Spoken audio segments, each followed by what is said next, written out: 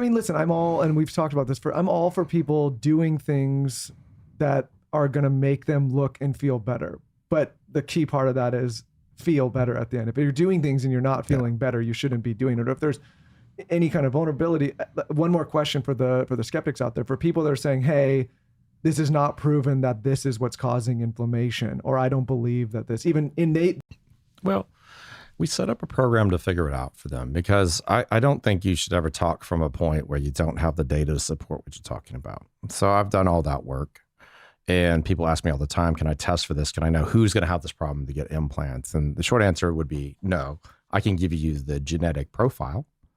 I can tell you, over time what you should look at. But like you said, you get somebody who's 18, you're not going to be able to tell them what to do. But if I had their genetics, I could tell them this is something that down the road is going to be a potential problem for you. I want to talk about what the breast looks like after surgery. I text Michaela Peterson, who introduced me to you. She told me all about you. We had been texting and DMing, and she just gave me all the info. And she said, don't even look at your boobs for 2 weeks. And I thought that was good advice, because what happens if you are thinking of getting your implants out is they fluff up. Yeah. So can you explain what the boobs go through?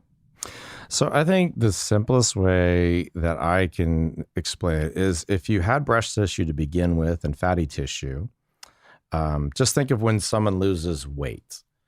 If someone's breast deflates when they lose weight, that means they had a pretty significant fatty layer to begin with.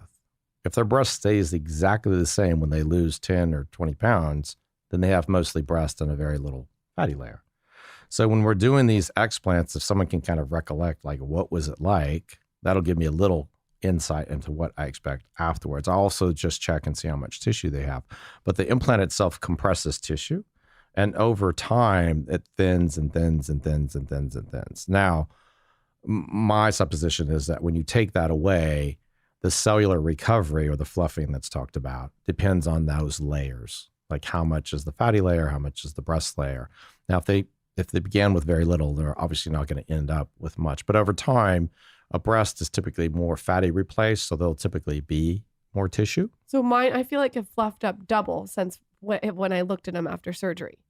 Yeah, I think to begin with, we knew you had a lot of tissue from the very, very beginning. You just had a bigger implant than you needed really to get a change.